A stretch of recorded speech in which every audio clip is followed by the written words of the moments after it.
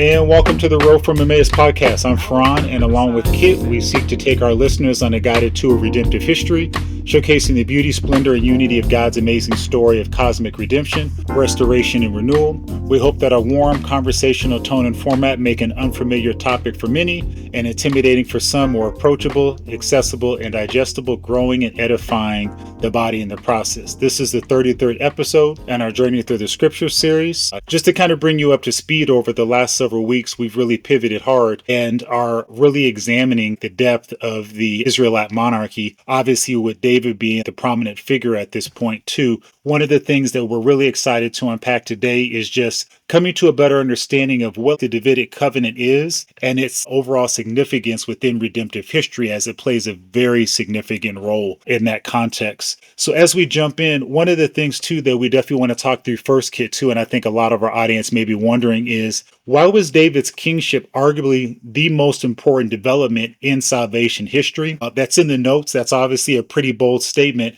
Help us kind of get our head around that too, because I think a lot of people may be surprised that we're so declarative in that. Well, I think there's lots of reasons for that. Probably primarily it's the fact that we've seen to this point that the whole Israelite history, which has kind of reached this kingdom expression now under David. The monarchy began with Saul, but the Israelite kingdom as God intended it has come into existence through David. But all of that was to fulfill promise made to Abraham. So the whole Israelite history is really about the outworking of God's promises to Abraham, the covenant with Abraham. And we see that being realized in David's reign. So in a sense, by the time we come to David's reign in his kingdom, we see all of the prior salvation history with its focal point in Abraham and the Abrahamic covenant. We see that history come to its climactic fulfillment in terms of the Old Testament history.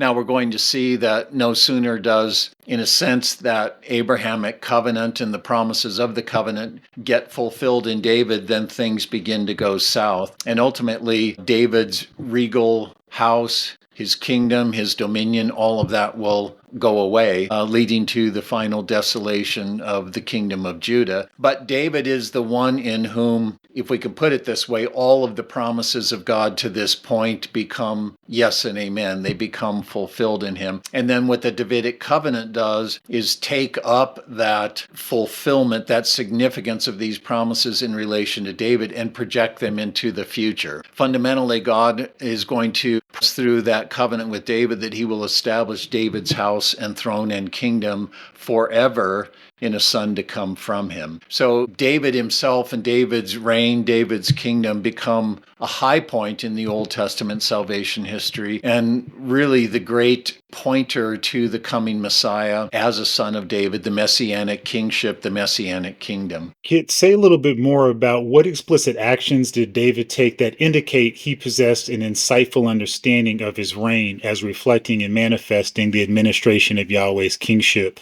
You spoke a little bit before about, so often I think we wonder with these Old Testament characters, do they actually understand where they sit within redemptive history? And even if they understand that these things will be fulfilled far beyond them, do they actually understand their place in history and how they're contributing to the advancing of God's purposes? Speak to that a little bit, Kit. Well, we have both David's understanding before the covenant and after the covenant. Certainly, the covenant that God made with him gave him a greater understanding of his place in the salvation history. David himself speaks to that covenant, to God's promise to him in terms of promises concerning the distant future.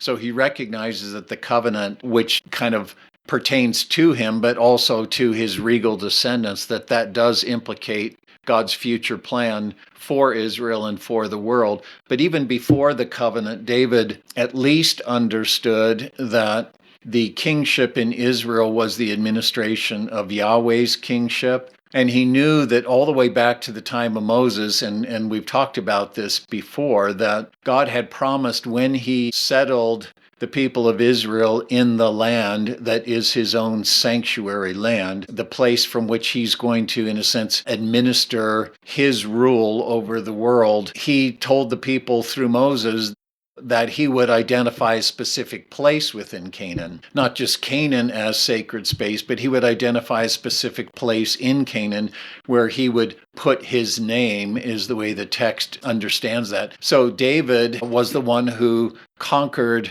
Jerusalem. It was the last major fortified city in Canaan that the Israelites had not been able to conquer since the time of Joshua. David is the one who conquers Jerusalem, and he comes to believe that Jerusalem is to be that place. And we talked before about how, with that conviction, David goes and gets the Ark of the Covenant, which represents kind of the focal point of God's reign. That is the seat of his throne, so to speak.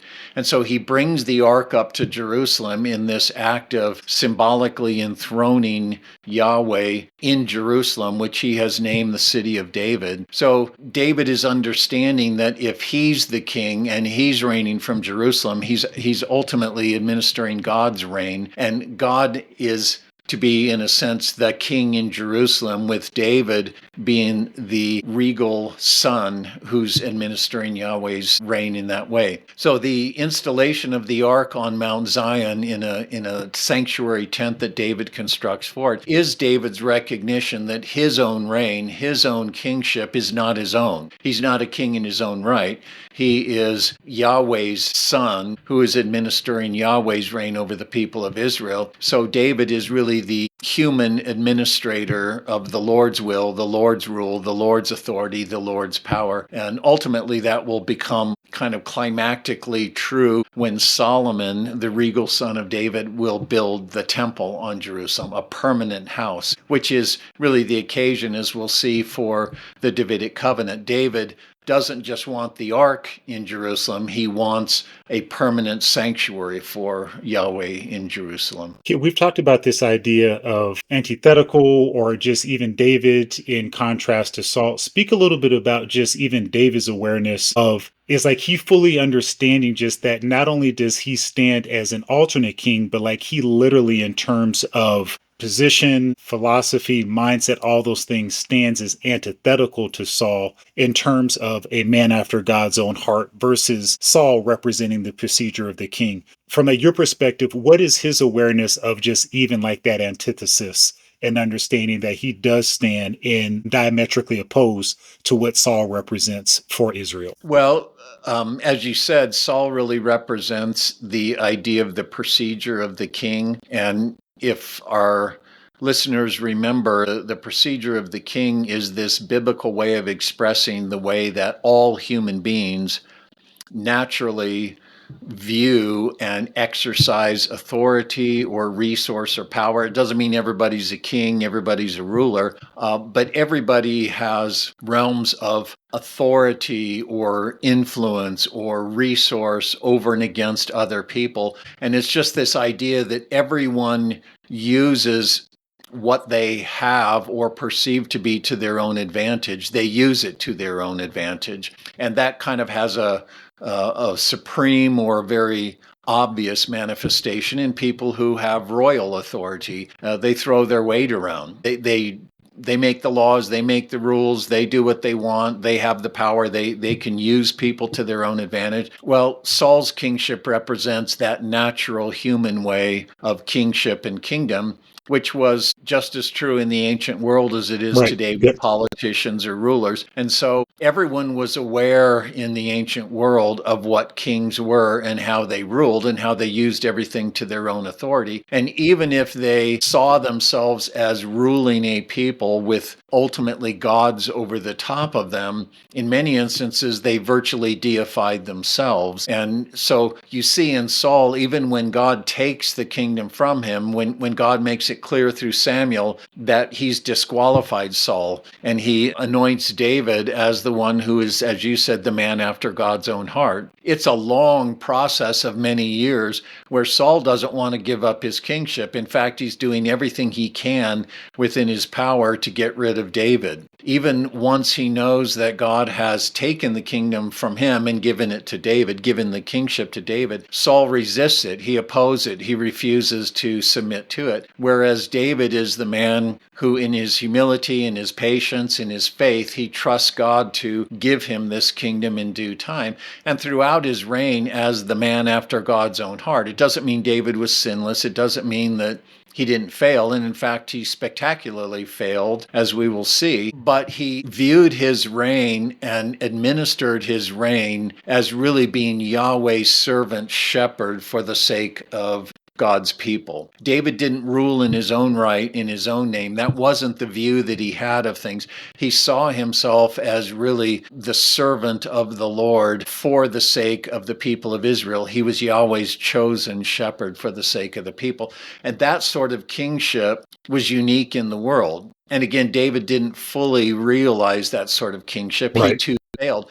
But he's the great prototype of the sort of king that God will have. And as we've seen, God's design for human beings is a regal and a priestly design. And so David, in a sense, represents what a true human authority, true human mediation, true human lordship would look like. And in that way, he becomes the great prototype of the king priest who comes. And Jesus is that quintessential servant son whose words and works and heart and will, all of those things are just the manifesting of his Father's intent and his Father's works and his Father's design. You see that Son, you see the Father. Right.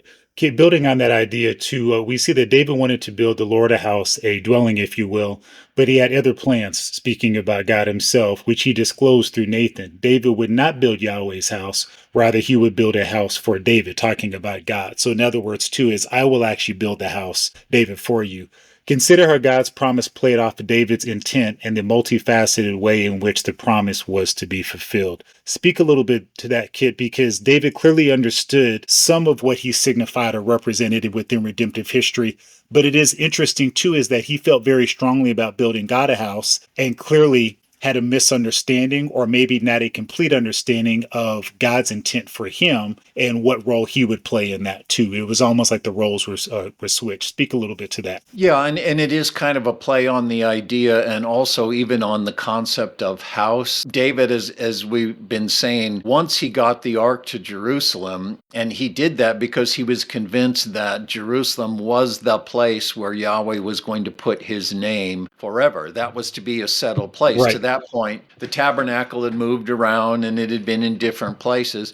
Well, this is to be the permanent dwelling of God. If Canaan is his sanctuary land, Jerusalem is the holy city, the city of the great God, and a temple in Jerusalem would be the actual house of God, the narrow sanctuary. Well, that's what David wants to do. And he goes to the prophet Nathan and says, this is my intent. And at first Nathan tells him, do whatever in your heart. But then the Lord says, no, go back and tell David, he's not the one. He's not the one who will build the house. So, but that is the context for the Davidic covenant. So as you have David wanting to build a sanctuary, a dwelling place for God on Mount Zion, God says, no, you won't build me a house. I'm going to build you a house. And the house that God is going to build for David is not a physical structure in Jerusalem. He's going to build a dynastic house for him. He's going to build a dynasty, a royal house that will also be a house in the sense of a kingdom. So when God says he's going to build a house for David, he's talking about a royal dynasty of descendants, a royal house in that way, a household,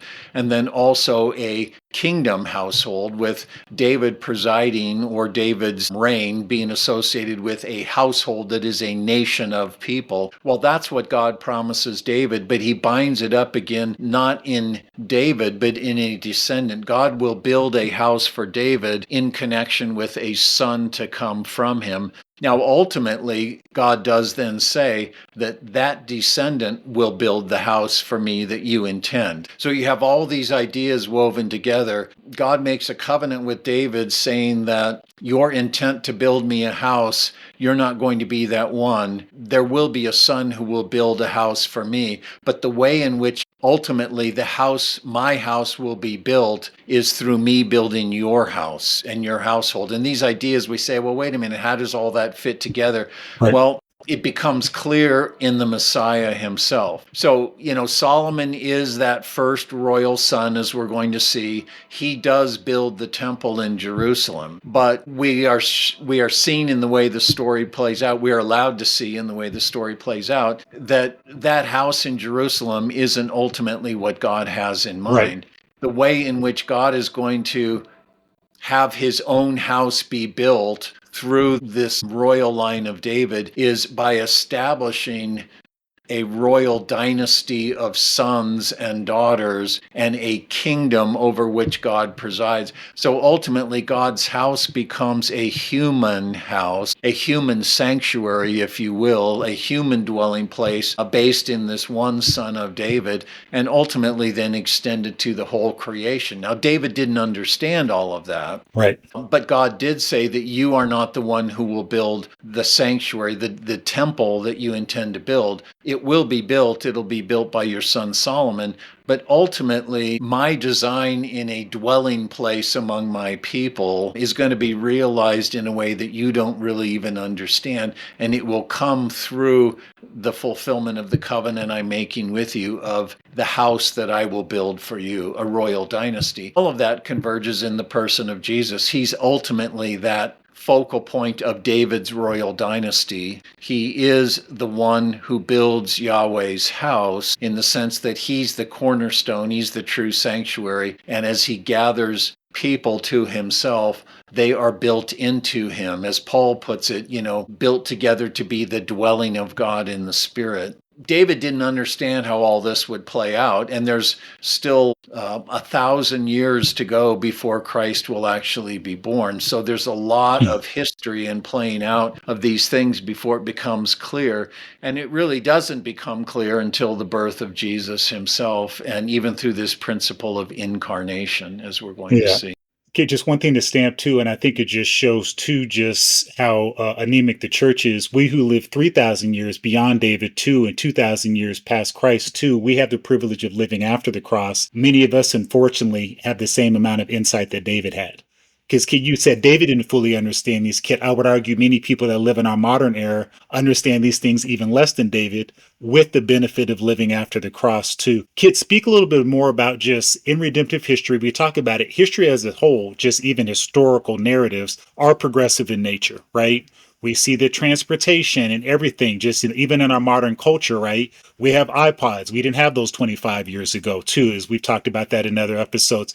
How important is it for our listeners to understand that history is not only progressive, I think most people acknowledge that and embrace that, Kit, but that it's layered in its nuance. And as we move from near term to final or consummate fulfillment, that these things do evolve and take on different shapes and hues. How important is it for our listeners to really understand that that is a key component of like rightly understanding redemptive history and its long-term trajectory? Well, that's a huge issue, but I guess my mind goes back again to that jigsaw puzzle imagery that we've used before. Each piece, in a sense, of the puzzle is important. It's crucially important in its own right, but its meaning, its truth, if you will, its actual significance is only understood in relation not just to the parts that are immediately around it, but the total puzzle. And if, the history kind of unfolds moment by moment by moment, well, in a certain sense,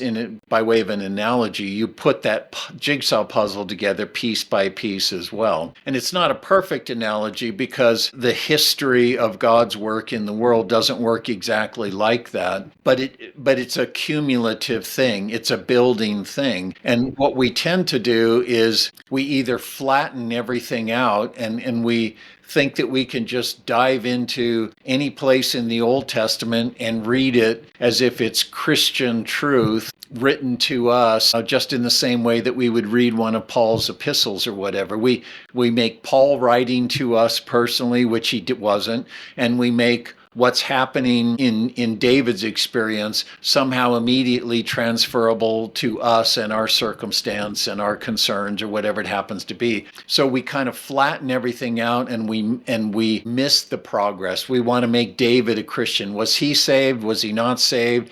If he was saved by grace through faith, just like us. And we don't see the progress and the development in what God is doing. Or we want to just piecemeal everything, and we want to treat what is happening with David as if you can just treat it in a vacuum and understand what's going on.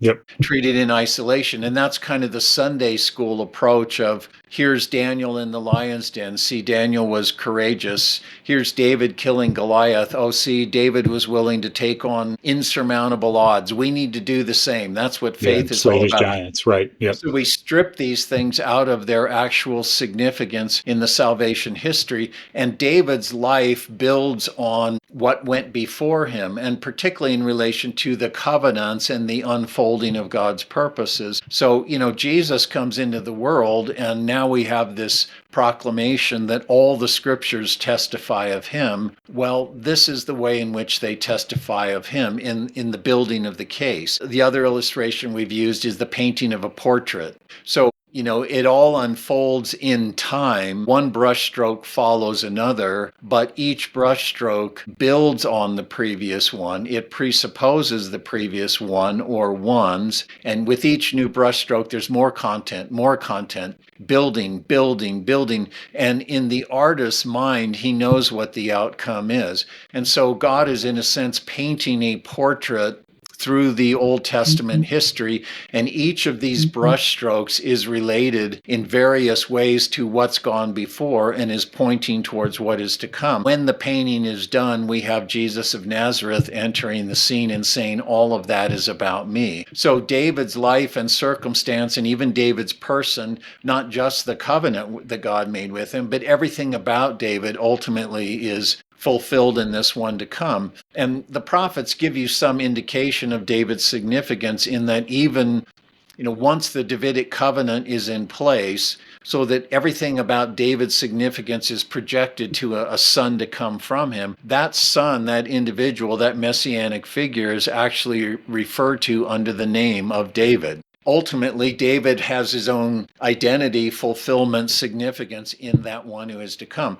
So, when God says through Ezekiel or Jeremiah, I'm going to raise up David and he's going to shepherd my people, it's not talking about raising David from the grave, the historical David. It's talking about this one in whom David has his own destiny, his own fulfillment. So this is the way that the scripture works. And, now again, Matthew introduces Jesus as who? Son of Abraham, son of David. And he orders his genealogy around partitions from Abraham to David to Babylon to the Christ. Well, those are the significant milestones in the Israelite history in building the case to the coming of the Messiah. So the New Testament writers understand what we're talking about, and they want us to interpret Jesus through that same lens. But what are the three crucial considerations regarding Yahweh's kingdom that the writer of 2 Samuel has knit together? And this comes straight from our notes. So once again, we want to encourage people, even if you just listen to the podcast, to reference our notes, because we really try to unpack a lot of these key ideas within the notes as well. Well, I would actually have to look at this a little bit because that's great. Yeah. The three particular things you have, the way that we put this in the notes is that you have God intending to, through his covenant with David, he revealed that the true fulfillment of his intent for a permanent sanctuary would come in connection with the house that he would build for David, as we talk, not a physical dwelling, but a royal dynasty. And so in that, there are three features of that Davidic covenant, as you mentioned, that are important. The first is a fixed, enduring sanctuary. From that point forward, in a sense, God's presence will not be moving around through Israel. It will be situated on Mount Zion. And David brings the ark, and the ark stays there. It's when Solomon builds the temple that the rest of the sanctuary furnishings are brought to Jerusalem. And so now there is this permanent fixed sanctuary where the sons of Israel go up and meet with God every single year. And as we say in the notes, that is the beginning of this idea of a Zion theology, the place where God dwells permanently, Mount Zion. And then the second thing that comes out of that is that, as I mentioned, this fulfillment comes in an actual physical temple. The first thing is David bringing the ark to Jerusalem, Right. and that becomes now, since the God's dwelling place, that's realized in the Jerusalem temple as the second step in that process. But the third is the ultimate fulfillment in relation to David's house and Yahweh's house, David's dynasty and dominion and Yahweh's house, which is the coming of this royal seed through whom that house is to be constructed. And that's the Messiah himself, as we said. So you see David in the Davidic covenant, these three things build on each other. David intends to build a house. Yahweh's going to build him a house. Solomon ends up building a physical house. But the promise of God building David a dynasty will have its own, or David a house in a dynasty will have its own playing out in David's kingdom. Solomon, then Rehoboam, then all of the kings that follow. But ultimately, then one particular son in whom God will build forever and establish forever David's house and throne and kingdom, who is the Messiah. And he's the one then who, upon himself as the true sanctuary, ultimately builds Yahweh's enduring house, which, as we mentioned a while ago, is a human house. So in one sense, and I say this to people all the time, it requires some explanation, and sometimes people even get a little shocked to hear it, but the Zion theology, the significance of Jerusalem, the city of the great God, epitomized in the temple, Zion theology too has its fulfillment in the Messiah. He is the true dwelling place of God. And as he has his fullness in the church, in this community of people, and Gentile alike, who share in him. As Paul puts it, you're being built into that house to be the dwelling of God in the Spirit. Jerusalem itself has its own fulfillment in the people of God as they are sharers in the Messiah, who is really the fulfillment of everything that pertains to Zion and its theology, if that makes sense. It does. It does. Kid, as we kind of close this episode, one of the things that you had mentioned before, which I want to come back to, is this idea too that even if David was a man after God's own heart, we are explicitly saying that David was not sinless, right? Like, in other words, we've been explicit about that. So to that point too is, in what manner does David's, or like the Davidic covenant, serve as the hinge between two segments, the rise and decline of David's reign? Much of it obviously, contributed to what you've already spoken to. Even going back to Moses' words to Israel, how does scripture reveal that the hoping of the kingdom and its ultimate fulfillment was not based on David's valor, triumphs, but rather Yahweh's enduring faithfulness toward him? And in fact, this is not the first Old Testament character that we've said this about, Kit, too. Like we've mentioned this before, whether it was Moses or Abraham too.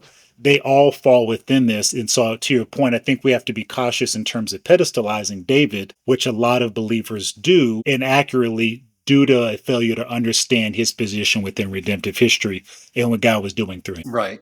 Well, I mean, most generally, all of the characters in the biblical narrative are flawed. They're human beings. Even the ones that are the godly ones, the ones that are the faithful ones, the ones that are the upright ones. You think of a man like Job, God's own pronouncement of him being upright and blameless, and yet God indicts him at the end in arenas of unfaithfulness. So we can't think in the kind of black and white absolutes that we tend to want to think. Was this man righteous? Was he not righteous? Is he a sinner? Is he not a sinner? Noah, blameless in his own generation. Okay, so he didn't have original sin. No, that's not the point. But you see in the progress of the salvation history leading up to the Messiah that God is choosing out people for certain functions, and he finds in them and uses in them and nurtures within them certain qualities of faith and faithfulness, but always they fall short. And that's a part of how the story keeps projecting forward. In other words, David is the one who is, in many ways, as we started out today saying, he is in many ways the apex of the Israelite story. He is the man after God's own heart. He's the king that God was promising. He's the one who extends the dominion of the Abrahamic people from the Euphrates to the river of Egypt, and brings in the tribute of the nations. And David is this great fulfillment of a regal priestly people, the epitomizing Israelite. And that kind of has its own climax then in this thing called the Davidic covenant that we've been talking about. After David conquers Jerusalem, that's the high point of finally establishing Israel's dominion in the land. And now he enthrones Yahweh on Mount Zion, and he wants to build this house. And now we get the Davidic covenant. It comes at that climax in Israel's history, and it promises that David's house and throne and kingdom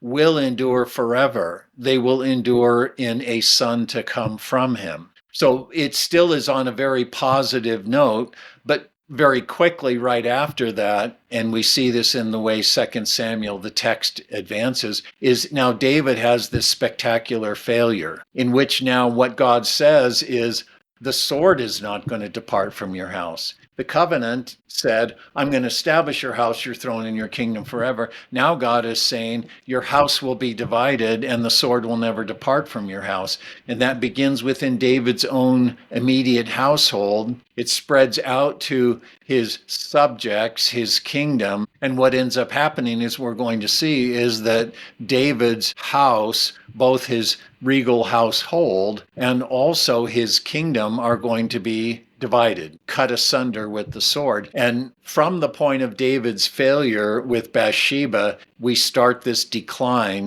that continues on through the fracturing of the kingdom into the houses of Israel and Judah, both of them eventually ending up in conquest, desolation, exile. And through all of that, though, through all that desolation, and as we're going to see, even David's own royal house is cut off in a descendant who will come hundreds of years later, a man named Jehoiakim. God's going to sever David's royal dynasty. But floating behind all of that and above all of it is God's promise. I will establish forever your house, your throne, and your kingdom in a son to come from you. Well, how can you do that when David's kingdom's gone? When it's in ruins, when David's own dynastic line of descent, his royal line of descent, has been cut off, and you've said never again will a son in that line sit on the throne in Judah, reign in Jerusalem. How can this work? So Israel is put in this, there's this high point that's reached in David, but things start going south right after the covenant. And now for hundreds of years, for 1,000 years, Israel's going to have to trust God for this promise that he has sworn to David unilaterally. David, it doesn't depend on David. God has said, this is what I'm going to do. And Israel has to believe that somehow in the face of impossible odds, even contradiction, how can you establish his dynasty forever when you cut off his dynasty? Only one of those things can be true. How are you going to do this, God? And this is the way always this obligation of faith works. So this is an important dynamic, that David's failure is important in projecting the story forward, but also showing again how ultimately this will depend on God, and he's going to accomplish what he's promised in remarkable, completely unpredictable, seemingly impossible ways. And all of this, as we keep saying, is going to converge in the person and the work of Jesus himself. That's where finally we can begin to say, oh, I see how you were going to do it now. I understand. And I think, Kit, as we close, it also helps us to properly understand David in light of Christ too. So often too is what happens is we fail to understand how all these things point to him. And as Christ comes on the scene too, is we now understand not only like their significance, but what role they served in advancing things towards their culmination too. But without them and where they sit in redemptive history too, Christ himself does not take on the portrayal that we see him to as well. And so it's really encouraging to see those things fleshed out as well. Yep. We have to understand that he's not just a descendant of David, but we have to understand Christ, the Messiah, in the light of David, in terms of David. because he is the full fulfillment of David. But it doesn't go the other way in the sense that, for instance, we don't want to say, oh, David was a Christian. David was not a Christian. There were no Christians until Jesus had been crucified and raised and the Spirit had been poured out in the world. It doesn't mean David wasn't a man of faith. Doesn't mean he's not a part of God's ultimate household. Project New Testament salvation or identity in the way we think of it back onto David. He was at his own place in the salvation history, moving forward towards the Messiah. So the way we relate the past and the present and the future in relation to Christ has to be done very carefully, or we end up reading back what's not there or projecting forward what's not there, or missing how we have to interpret the person and the work of Jesus through the lens of the entire history, the Israelite history that is given to us in the Old Testament scriptures. Indeed, indeed. We sincerely hope this time you share with us has been profitable. Once again, don't forget to check out our website and subscribe to our YouTube podcast. Kit and I also encourage you to send us questions at contact@growfromemmaus.com too. We love to uplift those and really make those part of our dialogue each and every week too. And we look forward to you joining us for our next episode. For Kit, I'm Farhan, and we'll see you down the road.